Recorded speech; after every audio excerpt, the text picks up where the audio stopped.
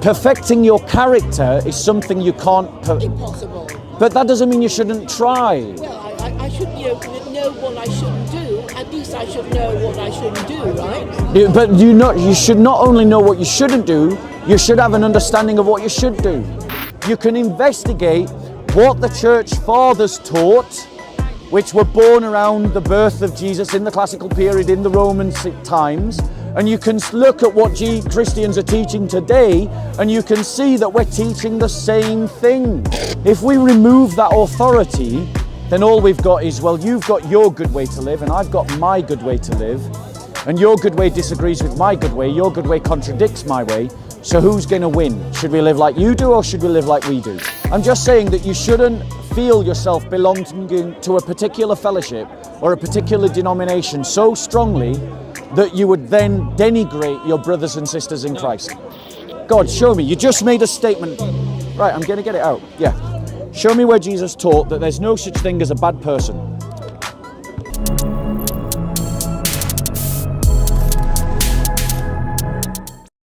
Say hello. Hi, how you First time doing? in the park. Nice to meet you. Brother, we're in Romford in Essex. Thanks be to God. Right, indeed. Yeah. And thank you for all that you do. Thank you. Thoroughly Not me, impressive. but Christ in me.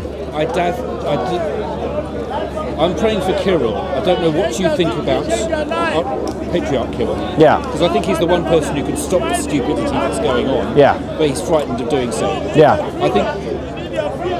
Stand a bit closer, bro, so the microphone can pick up your voice. Oh, right. One of the questions I've got is, how does this all end? Yeah. And everybody comes here and they protest about how terrible everything is. Yeah. And we push Russia as far away from us as we possibly can. Yeah. And I can't help wondering, how far is too far? Because they need, with every reconciliation that happens, you have to invite people back. Yeah. And the difficulty that the Russian Orthodox Church has got is that they seem to love Russia and they seem to love their own church, but they don't love the people. So allow me to address your points, because I think that there's a couple of points that I want to make.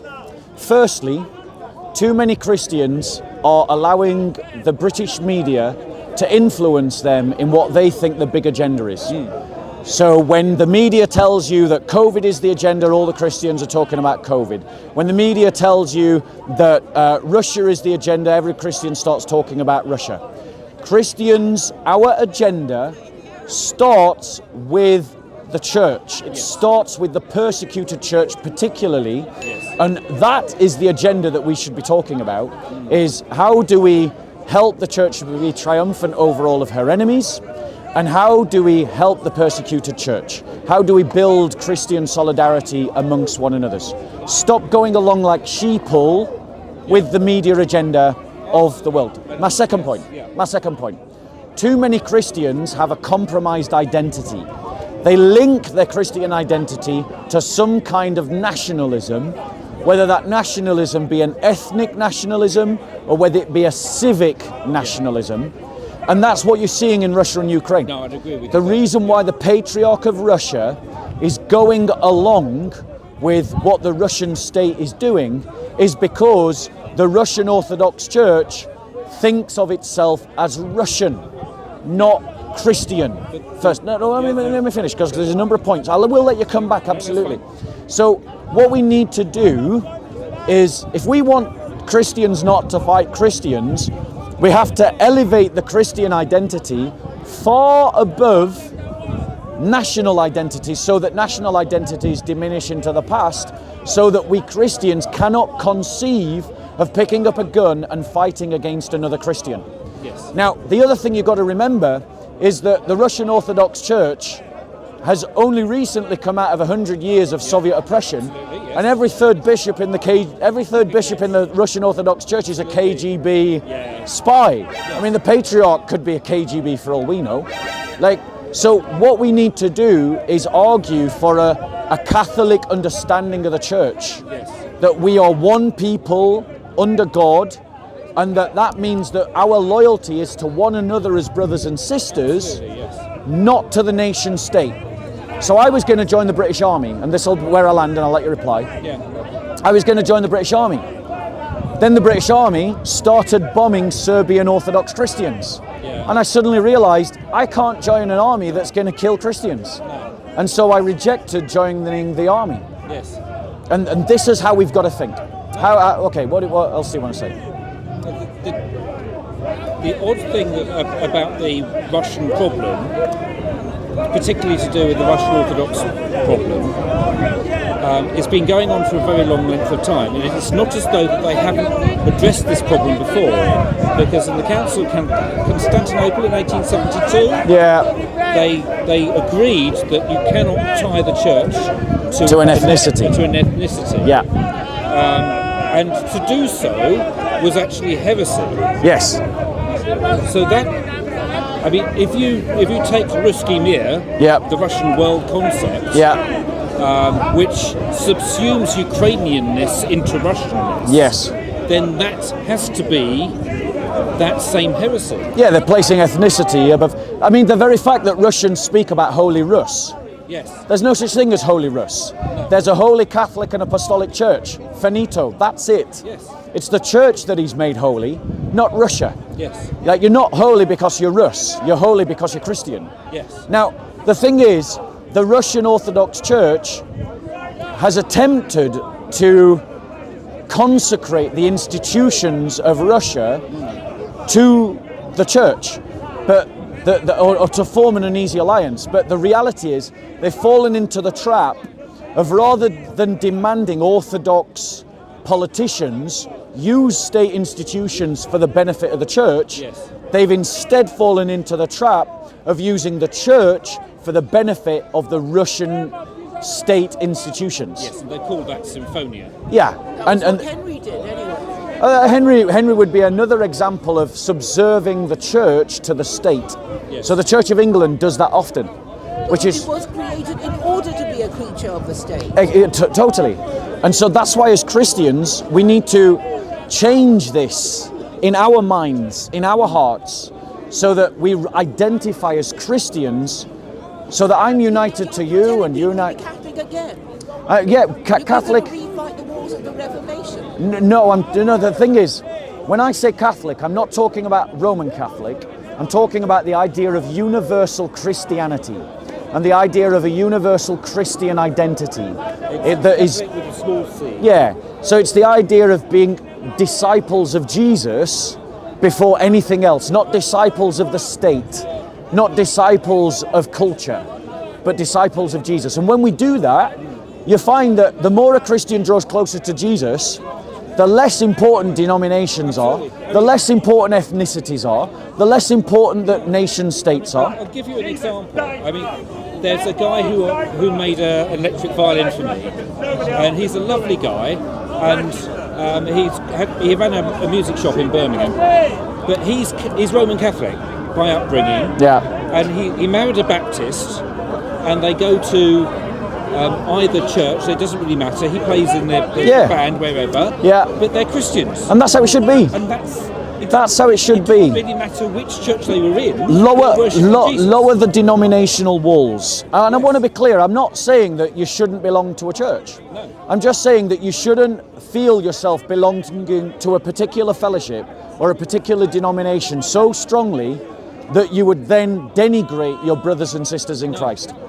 I mean, we can recognise Christ in why we prefer a particular structure. Yeah. So I have a particular preference for one denomination, and I was brought up in another denomination, and I can see things that I struggle with about that. Yeah. Which means that I've drifted in one direction. I won't name them because I don't want to be denominationist. Yeah. But that's just where is your focus? Your focus isn't on the people around you before God. Yeah. It's God and the people around you. Fix your eyes on Jesus, the author and perfecter of our faith. And everything else. Yeah. So in terms of how that plays out, that means that Christians of every denomination and ethnicity and nationality should work together for the triumph of the church. Yes. Should work together to bring people to discipleship in Jesus Christ. Yes. And should work together to assist and aid the persecuted Christian.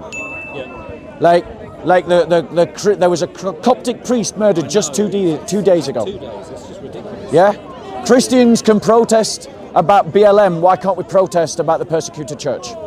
Why are our leaders so weak that they can't call us to activism for the persecuted church? So when you want Christianity to be a big thing again, you're thinking of harnessing it for political purposes, aren't you?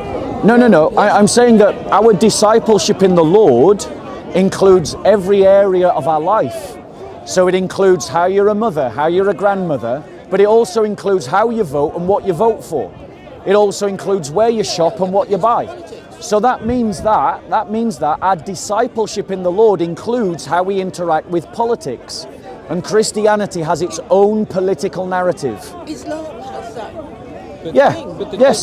But just because Islam does something doesn't mean that we shouldn't do something. Muslims pray. Does that mean we shouldn't pray? But we're talking about the most effective vehicle to accomplish your political purposes. Yes. I'm assuming you're doing this for a political purpose. No, I'm doing this because I believe in Jesus, and I believe that Jesus is the Lord of my life, and that includes the entirety of my life, economic, political, social, and cultural. But Islam is more holistic than what you're trying to promote. Sorry? Islam is more holistic. If you want the sort of thing I'm afraid that that's totally wrong, and that shows a lack of education about Christianity. Christianity goes about the same issues but from a different angle. Christianity tries to say to you that you need to perfect your character, and by perfecting your character, it is impossible. No, we are all sinners. Yeah, but I think what you're doing is you're making the perfect the enemy of the good. Perfecting your character is something you can't... Impossible. But that doesn't mean you shouldn't try. Well, I should know what I shouldn't do. At least I should know what I shouldn't do, right? But you should not only know what you shouldn't do, you should have an understanding of what you should do. So the way that Christianity works is it's about perfecting your character. And when you perfect your character, you perfect your life. Yes. But that also includes perfecting your politics. So it's not the idea as you... One second. How am I to perfect It's not as you have mischaracterized that Islam is a more holistic system than Christianity. That's a total mischaracterization and demonstrates a lack of understanding of what it means to be a disciple. The way that you perfect your character is to perfect the practice of virtue in your life. What does that mean? It's So vague. So what you need to do is you need to learn what the virtues are. What are they? So it's things like faith, hope, love, justice, chastity, hold on, and my mind's just gone black. Courage, faithfulness, and then you... The Muslims say, do this, don't do that, do this, don't do that. Isn't that easier? No, it isn't, and I'll explain why.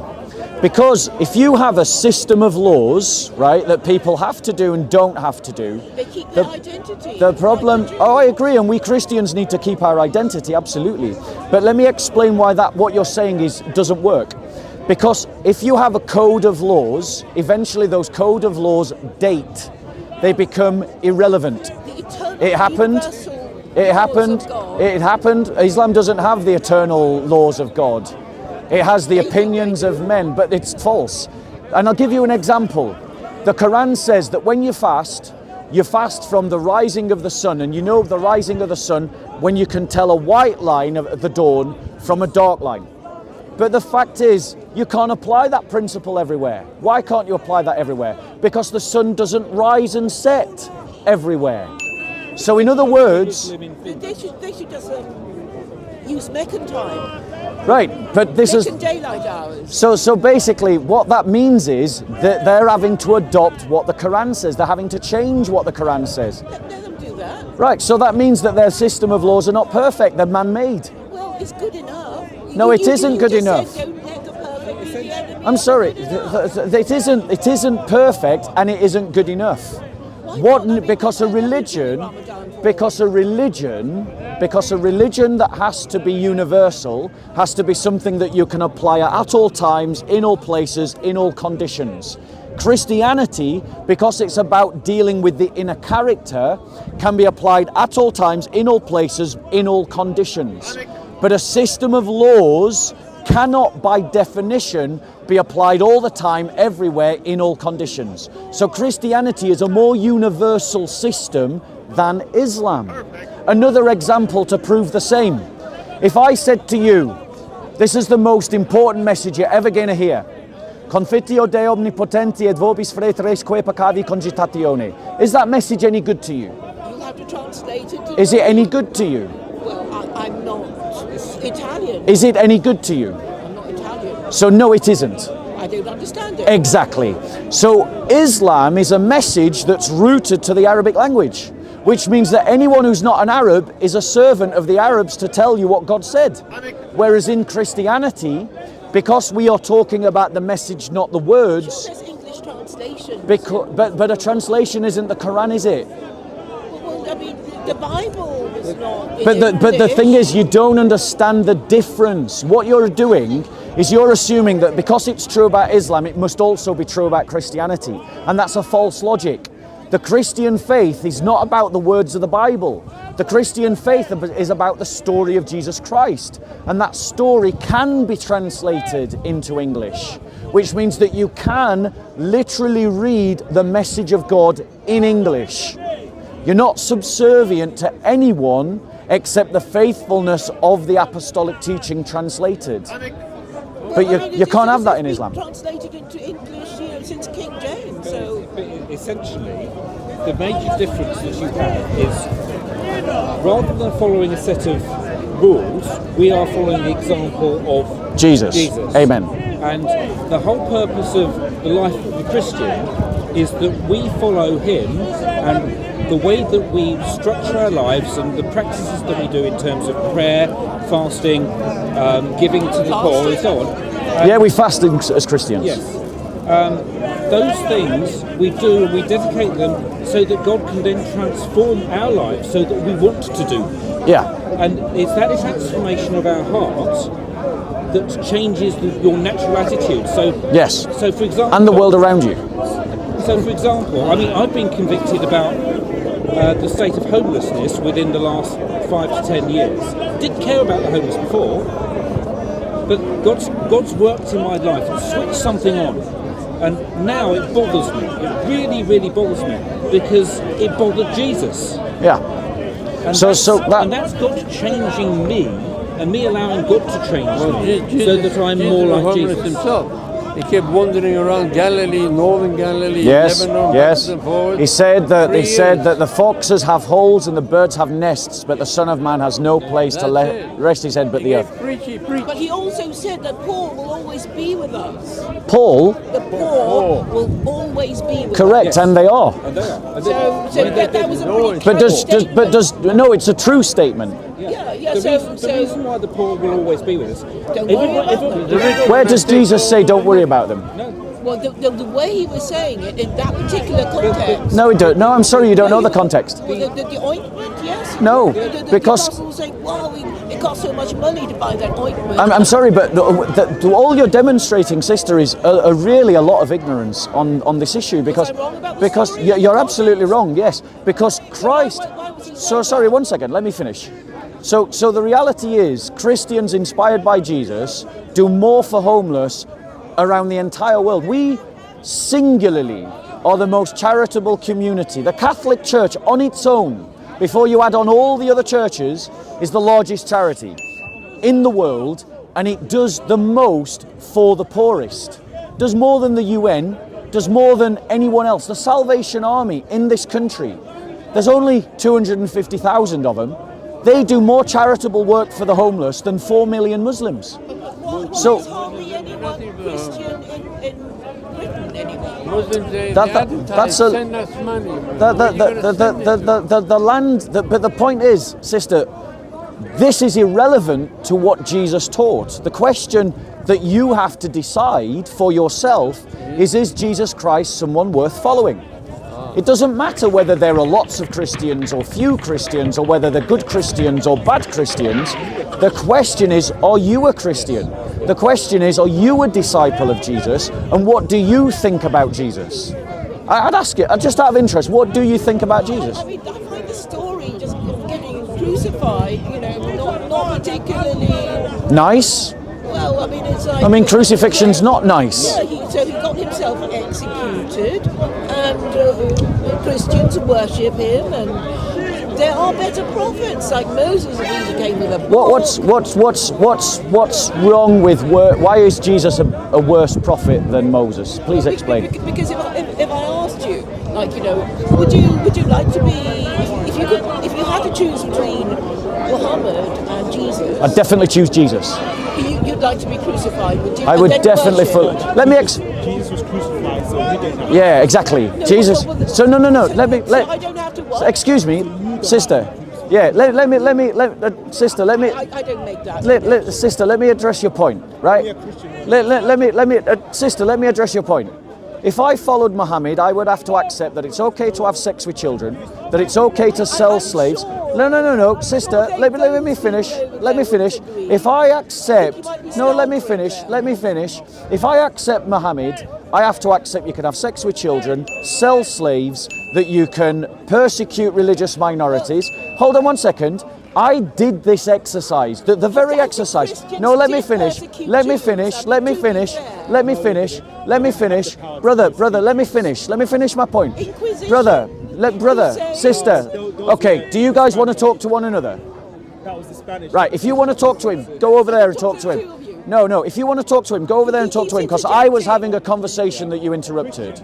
So go and talk to him if you don't want to talk to me. Okay, brother, let's step away. Let them talk. So my point. I just want to finish, because the lady said. Let me just address the camera. So the lady said, "Why would I choose Jesus over Muhammad?"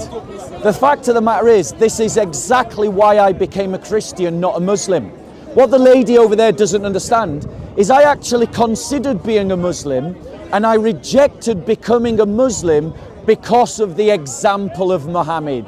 Because I read in the Islamic sources about him raping people, about him torturing people, about him selling people as slaves, about him having sex with children, about him not caring about the deaths of women and children in war, about him mass murdering people.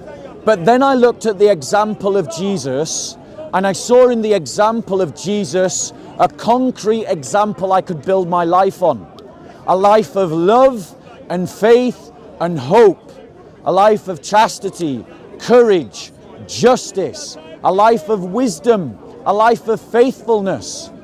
And I looked at that example, and I could see that whether I act as an individual or whether I act as a corporate body, we can build a better kind of society by following Jesus than by following Muhammad. And the reality is that when you compare, as I did, and that's the truth that people don't like, I did make this comparison. Jesus stands out as a gleaming example to humanity that no one is better than. But most people that I meet are better than Muhammad, because they didn't trade in slaves. They didn't permit their followers to rape captives. They didn't have sex with children.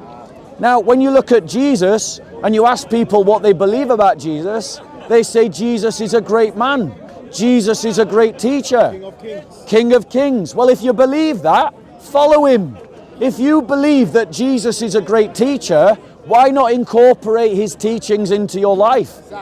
Why just give him the title, great teacher? Why not actually become his student if you think he's a great teacher? Is my logic flawed? If you recognize a great teacher, is there anything wrong in following that great teacher? So follow Jesus Christ as your teacher and take seriously what he says. Take seriously what he says about who he is. Take seriously about what he says you are. Take seriously about what he says you should do and how you should live your life. Are there any questions, ladies and gentlemen? Sorry? How did he tell you how to live his life? That's a great question. So Jesus gave a sermon on a mount. It's the famous sermon called the Sermon on the Mount. And Jesus said that you should be a peacemaker. No. I'm going to address your question, sir. Allow me to address your question. So when you look at Jesus' teachings, he talks about the interior of the soul.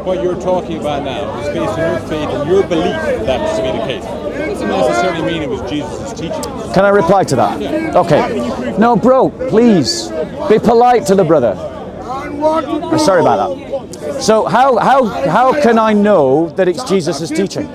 Because if you look over 2,000 years of Christian history, you can see the threads of Jesus' teaching consistently repeated down through 2,000 years, documented. So this is actually something you can do yourself. You can investigate this. And you can see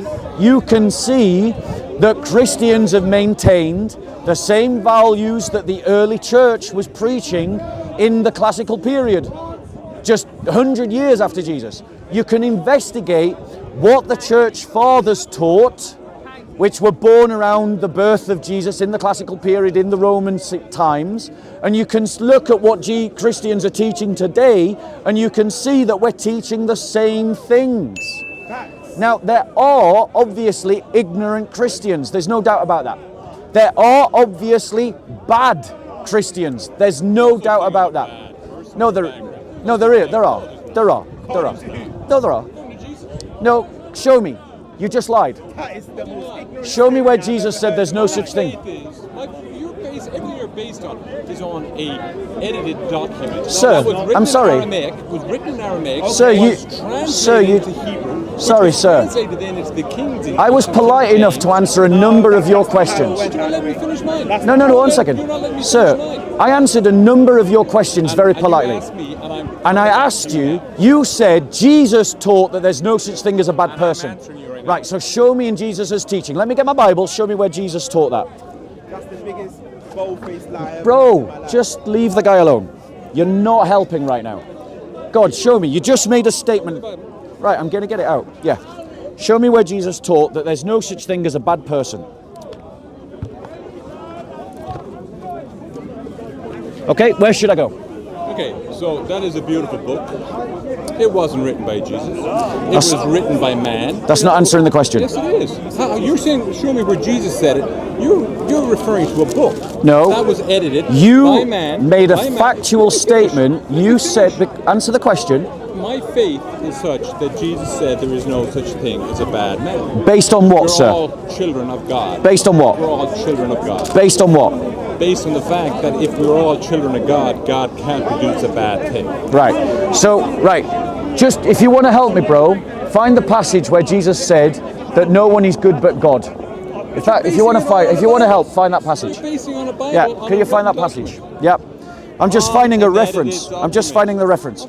So, I could pick up a book 1 second. and say, oh, look at this. It was Can we have a written by conversation? John Grisham. Shall we have a Oh, conversation? look what John Grisham wrote here. Shall we have a conversation? No, we're not having a conversation. Oh, we're not You're having a bullying. conversation. You're Okay, bullying. so ladies and gentlemen, he's just said he doesn't want to have a conversation, so now I will speak to you. The brother just said, ignorantly, he just said, Jesus never taught that there are such things as a bad people.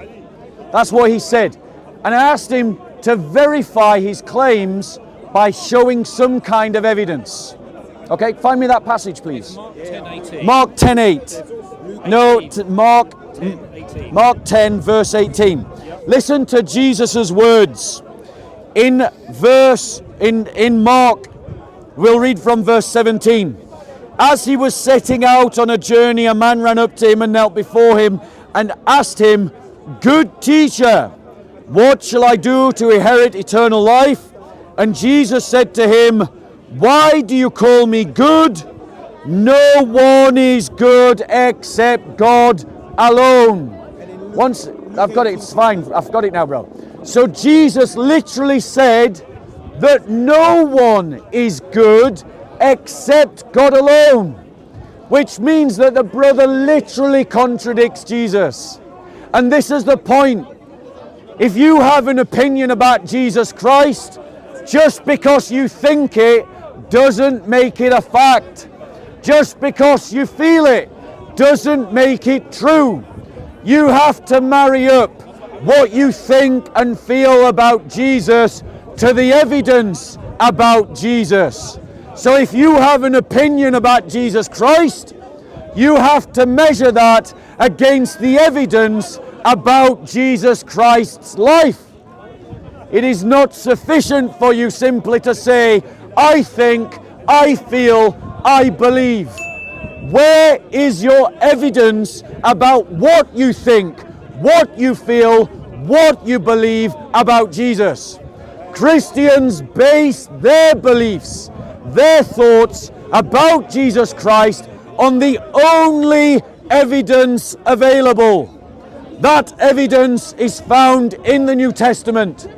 It was written before 90 AD by people who actually knew who Jesus Christ was, which means that they're in a better position to tell you who Jesus Christ is than you are to tell yourself. So base your opinion and measure your beliefs against the evidence. Whether you accept it or not is a different question to what the evidence is and how you should handle the evidence. Be an intelligent investigator. Don't be someone who's filled up with pride and their own subjective opinions. That's not an unfair request, is it? Nope. That's a pretty fair request. Measure your opinions and beliefs against the evidence. And the only evidence that we have about Jesus Christ is found in the New Testament. Any questions? Any questions going once? Any questions going twice? Any questions going 3 times? So was Jesus good? The question is, was Jesus good? Bro, let me please. So, the question was Jesus good? And the answer to that was answered by Jesus himself when he said, I am the good shepherd. So when Jesus said that there is no one who is good but God alone, and then said, I am the good shepherd, not only was he calling himself good, but he was calling himself God. Perfect. I hope that answers your question. That opens up a whole new Any other questions? anybody that goes against Trinitarian right there. That's a debate. Any other questions going once? Any challenges against Trinitarians going once? Going twice? Any questions? No? Any Trinitarians? Go on, bro. Being a good shepherd means that he was good at his job. So what does it mean? Good bush driver. Like, he's a good Let me answer that question. What did it mean that Jesus was a good shepherd? Ladies and gentlemen, I say without any shame at all, you're all sheep and you all follow a shepherd. That shepherd might be the media, that shepherd might be the government, that shepherd might be the laws of the land, that shepherd might be your favourite celebrity or your favourite political, philosophical or religious ideology. But I promise you, you are a sheep and you are following a shepherd. But Jesus said, I am the good shepherd. Jesus said that he is the one that should be the one to shepherd your thinking. That he is the one who should be the one to shepherd your emotions, your sentiments, your reactions, your beliefs, your prejudices, your values, your ethics, your politics, your taste in art, your taste in culture, your social norms, your economic practices should be based upon discipleship to Jesus Christ. Why? Because by following Jesus Christ, you guide yourself to the good, because he is the good shepherd. Amen. You lead yourself away from spirits and emotions of revenge and lust and greed and envy and pride. You lead yourself away from ideas of gluttony. You lead yourselves towards faith and hope and charity and justice and courage and faithfulness and kindness and gentleness and self-control. This is the difference that our Lord makes, in following him. The world teaches you to be vain and to think of yourself as the center of the world. That's right. Christ said to prefer your neighbor to yourself and to treat your neighbor as you would wish to be treated. Christ said to love your neighbor as you love yourself. That implies that you do love yourself, Keep going. that you do take care of yourself. But the good that you want for yourself is the good that you fight for your neighbor.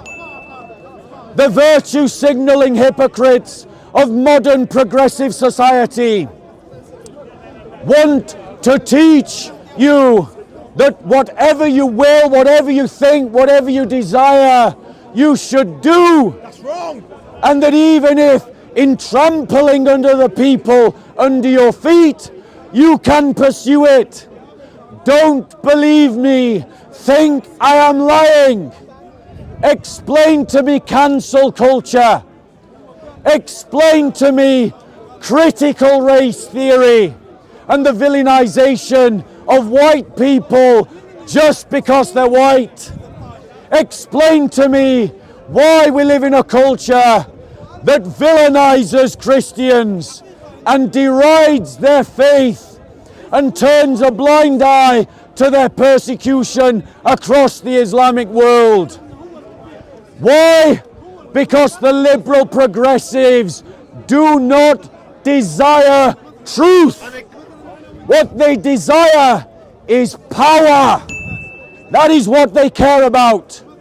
And so they are more interested in dominating your life and encouraging you to envy, as the communists and the socialists do, the rich.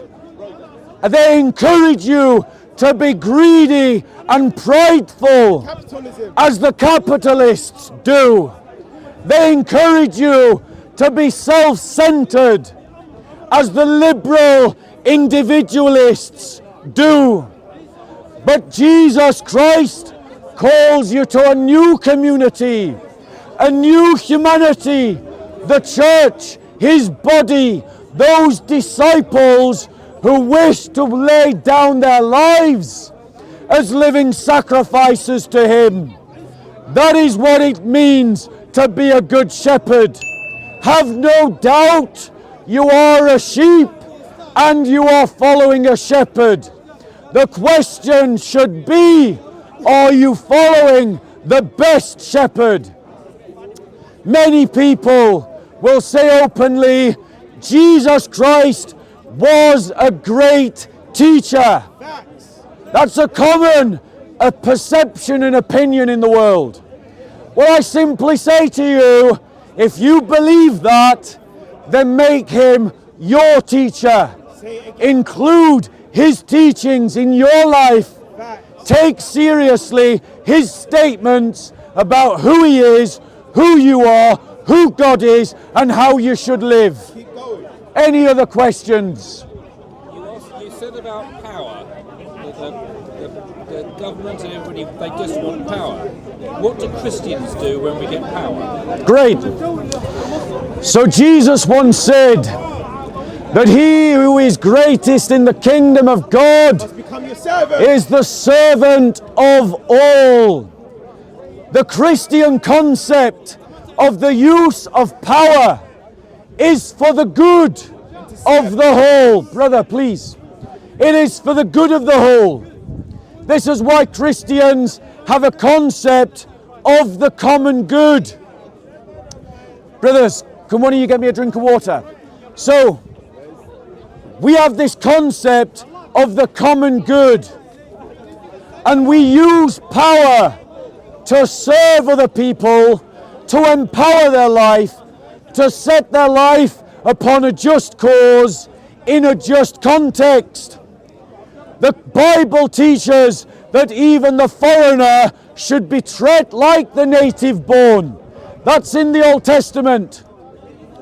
Contrast this to the nationalist or the communist or the Islamist who uses political power to denigrate and subjugate and subvert the groups that they hate. The communist denigrates the rich. The nationalist, ethno-nationalist, denigrates those of another race or ethnicity. The Islamist denigrates the Christian and the Jew. But the Christian faith teaches that power should be used to empower the dignity in your own life, so that you can live a dignified life. When our politicians enter into public service to use power for themselves or their own ideology, they use the human person as a means to an end. But the Christian faith says that power should be used with the human person as the end in themselves. That the dignity that you have because you're made in the image of God should influence our use of politics and economics to dignify your life and to allow you to live a life in dignity and freedom. That contrasts to the Islamists who would denigrate the Christian to be second-class citizens known as dhimmis.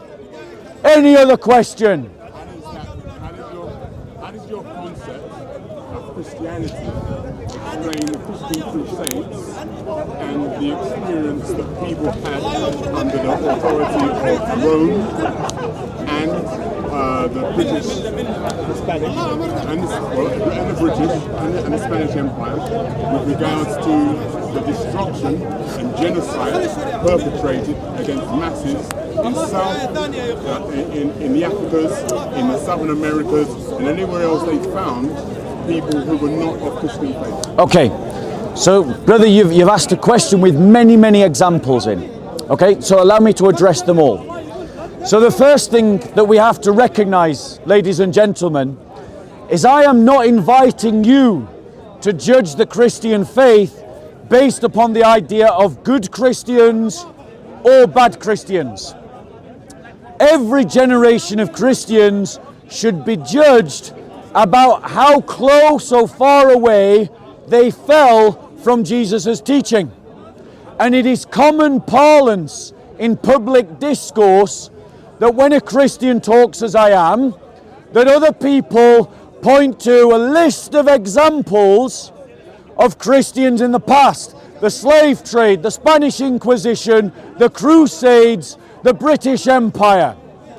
Now, the first thing that we need to recognize is that these examples are separated by hundreds of years. The Crusades happened over 1,000 years ago. The British Empire over 100 years ago. They're not the same thing. The British Empire is more properly born of Enlightenment philosophy rather than Christian faith. So I'll leave it to the Enlightenment philosophers to defend the British Empire. I do not defend the British Empire. But let's look at the Crusades. The Crusades were a completely justified reaction to the violent jihad of 7 centuries of Islamic aggression. We Christians have absolutely nothing to apologize for the Crusades. They were a response to the vile, ignorant, oppressive, determined attempt by the Islamic community to conquer Christian lands. No, ladies and gentlemen, let me finish. I know that these ideas trigger people's emotions. But the reason why they trigger your emotions is because your sentiments and emotions have been shepherded by the liberal state. And I am saying, free yourself from the lies of the liberal propaganda machine and disciple yourself under Jesus Christ. he also raised the example of the Spanish Empire. There's absolute truth to the fact that that was an empire inspired by Christian faith. So I can't dismiss it in the same way I do the British Empire. But what I will say is that where those Spanish colonialists fell short of the teachings of Jesus, I stand with you in condemning them. But the full story of the Spanish Empire is not told to you by the liberal progressive propaganda machine. There were Christian, Franciscan and Dominican priests who argued to the Pope and the King of Spain and the King of Portugal in defense of the native tribes of Latin America. They condemned the slave trade being practiced by the Spanish. And for a very brief moment in time, they won their argument. And this is how they argued. They said that the natives were now Christians and that their kingdoms should be respected like any kingdom in Europe. Just listen to what you heard there. That is the first example of universal rights, that the natives of America should be respected like the natives of Europe. But the settlers and the colonialists got round this by saying, fine, but when the kingdoms of Europe fight, they can fight, so we'll fight them in the same way. And there were many abuses that went along with that. So my point to you, sir, is that the examples that you gave are complicated, and I would ask you to judge them in the same way that I do. How close or far away do they fall from Jesus' teaching?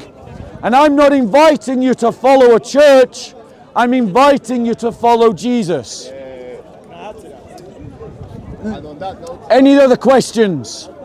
Go on, bro. I can't shout, bro, I can't hear you. So,